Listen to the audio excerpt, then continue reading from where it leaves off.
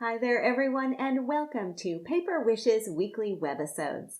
I'm Sara Naumann, and I'm really excited to bring you a brand new webisode series called Mixed Media, the Paper Wishes Way. Now, many folks are intrigued by the idea of mixed media, but maybe also a little unsure of what exactly it means. Well, in this series, we're going to explore mixed media techniques, but we're going to be doing it the Paper Wishes way you know and love, with special products we select just for you and mixed media techniques made easy. I really hope you enjoy this new series and come play with us. Let's begin with this week's supplies. Now, very often mixed media includes collaging, so our foundation is going to be starting with beautiful collage pattern papers from 49 and Market. And this is a great way to add instant dimension to your projects. The collaging is already done for you, yet because these are 12 by 12 pattern papers, you can decide which section of each design you want to use on the front of your card. So this paper pack has 4 double-sided papers and 2 sheets of laser cut elements that are designed to coordinate. You can see I've already gotten into this sheet quite a lot. We're also going to be working with some laser cut chipboard embellishments from 49 and Market. Again, I've gotten into this set a little bit too. I just couldn't resist. And we'll also be using some of their natural stitched frames. We're going to do a bit of altering on here. To add even more dimension, we've got some jute that will work into our projects. We're also going to be working with some really beautiful handmade flowers.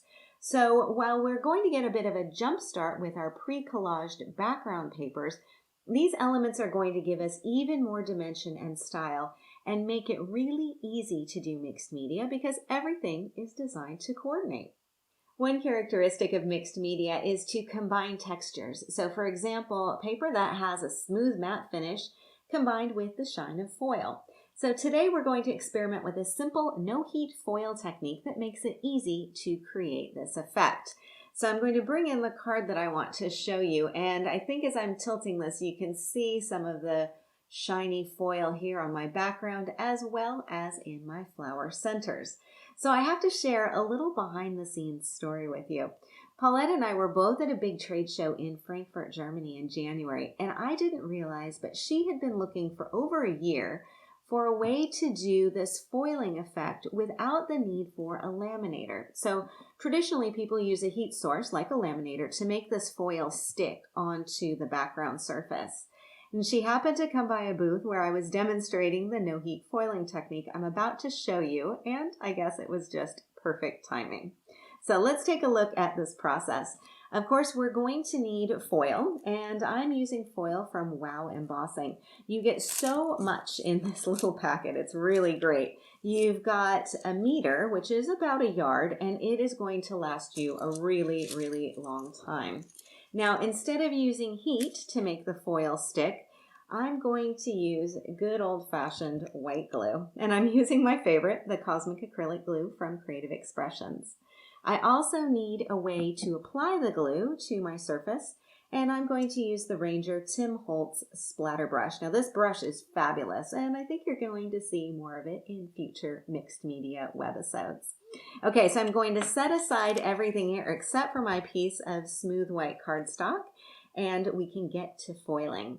Now, because I want a really delicate sort of splattered look, I'm just going to take some of this white glue and decant it right onto my craft sheet, just to make a little puddle like that. And then what I'm going to do is dip the bristles of my brush right into that glue. So you'll notice this has a really long bristle.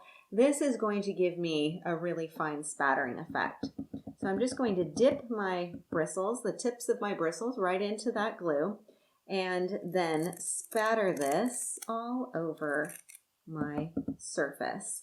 I know it's a little bit difficult to see it right now because it's white on light, but once I do the foiling, you'll really be able to see. So you can do as much or as little as you want.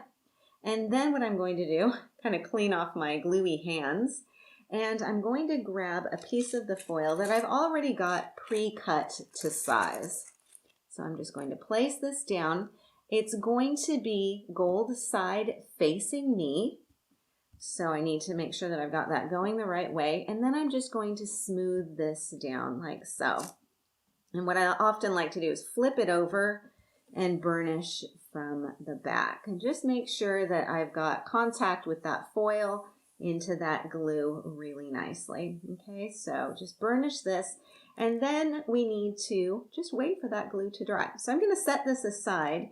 And while we are waiting for this to dry, I'm going to take one of those flowers that we had in that beautiful collection. And again, grab my brush, and I'm just going to kind of separate some of the bristles here. Let's use a baby wipe to clean off a little bit of this. I don't need all of the bristles, so I'm going to kind of section off just a bit of it. And again, dipping just the tips into the glue, and I'm going to tap this right into the center of the flower.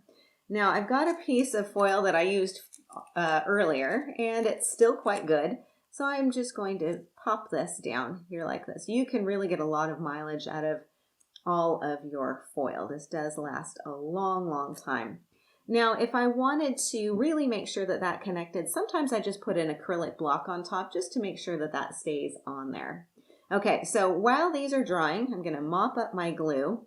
What I would also suggest you do is put your brush bristles down into a glass of clean water and just let that soak off. So make sure that you don't have that drying on your beautiful bristles. Okay, I'm going to bring back in my card so we can take another look at this spattering on here. And I also want to point out here too that we've got some other elements going on. So I've got my spattered collaged background. I've got one of those frames that we looked at earlier, and all I've done is simply cut it apart just to use a section of this. I have my butterfly cut out here, and it's layered with a little bit of foam tape. Got some of that jute twine down here on another piece of that frame. And you'll notice with my flowers, I've got a little button on here too, and here are some of the chipboard embellishments as well, all framing a sentiment that's been done with dazzles and some cutting dies. So this is how the complete card is put together. On the inside, I've also got a strip of that spattered background. I've got more of my sentiment on here, and again, a butterfly and another one of the elements from the laser cuts. Now, I didn't do any foam tape layering on here just because when you close the card, it's nice to have it lay flat. But I do have lots of elements on my card front popped up with some foam tape. Okay, so let's take a look and see if our foil has adhered to our background. Make sure that this has dried completely. That glue does dry really quickly. So when I'm pulling off my foil, I think you can see where the shine and the shimmer is on there. And I can see that beautiful spattering on here. So delicate and pretty. And then I'll also point out, take a look, you've got a lot left on your gold foil sheet. So I've got my background down. Now let's see how my little flower is doing. And we'll see if we've given this one enough time. Yep, it looks like I've got some beautiful shine on my flower as well. So pretty quick and pretty easy. It's a great way to get some sparkle and shine and a little bit of color and dimension onto your project. So now that we've seen this easy mixed media technique, let's add a little twist to it. This card features the same glue foiling technique, but with a slightly different application. So here the foiling is not spattered, but it has been dragged. So I think if you look on the sides and the edges here, it almost has the effect of dry brushing. And that's kind of the technique that we're doing. So let's take a look at this. First, I'm going to bring in, again, my piece of cardstock and once again, my fabulous glue, and I'm just going to squeeze a little bit of this again onto my craft sheet. Now I'm going to be using the same splatter brush I did before, but instead of spattering with this, I'm going to use the brush to drag the glue across my cardstock. So once again, just dipping the ends of the bristles into that glue, and then I'm just going to drag it back and forth across my cardstock. Now you can go as heavy or light as you want on the application. That's totally up to you. Once I've got that on there, I'm going to grab my piece of foil. Now, This is the same piece that I used for my previous card project, and I can certainly get some more use out of it. So once again, just place this down. Really make sure that that foil is coming into contact with that wet glue. If I want, I can flip it over as before and really burnish this down to make sure that that is stuck in that glue. So again, what I need to do is just let this set aside to dry. So I'm going to do that, pop that over to the side. I'm going to use my baby wipe to get the glue off of the tips of my brush, and I'll soak that in some water a little bit later and clean up the rest from my craft sheet.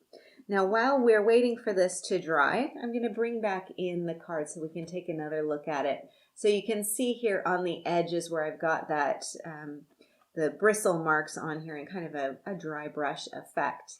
Now, I've also layered up some more elements from the Nature collection. You can see my really pretty botanical motif here. This has been popped up with some foam tape. I also have one of these cut apart frames kind of tucked underneath. Let's take another look at these frames. So these are also from 49 and Market, and they are stitched frames. So you've got some stitching going around all four sides. Now you can use these as they come, of course, because they're beautiful, but you can also just take a pair of scissors and cut them apart, alter them a little bit if you will. And that will give you some different design elements to work with. And that's what I've done just right over here on this section as well. Now I've also added some handmade paper flowers here that we saw earlier in the video. And these are just going to add a little bit more softness and texture. I have some laser embellishments on here as well. Now, of course, these come white and they could be altered too if you wanted to with some different coloring motifs. And I've got some jute going up here in the corner, and then I've also got my sentiment on here. Now, the sentiment is, of course, a dazzle sentiment, and I've popped this down onto some cardstock and then used the Paper Wishes 12 rectangle and scallop cutting dies to create the focal element. And this is just a really great set to have on hand to add your sentiments on. On the inside of the card, I also carried through the same technique. You can see my foiling on this bit here. I've got another cutout from the collection and also some more dazzles. The other portion of that frame is here. I have a butterfly and then another little element from the laser cutout. So everything ties together really nicely and creates a coordinated effect. Okay, so shall we see if the foiling has stuck into our glue yet? So I'll give another quick rub and then we'll pull this off and see how we're doing. So, okay, I'm gonna pull this right off. And as you can see, I've got my beautiful foiled effect with that really cool dry brushing technique. Very quick and very easy, and you can see how quickly I was able to get this look just in a minute or two as that glue is drying.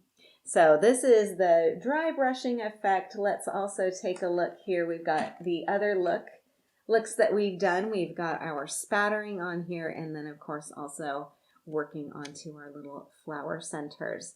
So 3 very cool effects with just classic white glue, a fun splatter brush, and our foil. So no laminator or heat source needed. I think this makes Paulette very happy, and I hope these easy mixed media techniques make you happy too. Thank you so much for joining me today, and thank you for being a part of the Paper Wishes family. We're really glad that you're here with us. I hope you enjoy this new series, and I can't wait to see what you create as you explore mixed media the Paper Wishes way. Do be sure to leave a comment. We'd love to hear what you think. Each item can be purchased separately, and you can see them below. However, we've also bundled them into a creative money saver just for you. For the money saver, just see this webisode on paperwishes.com.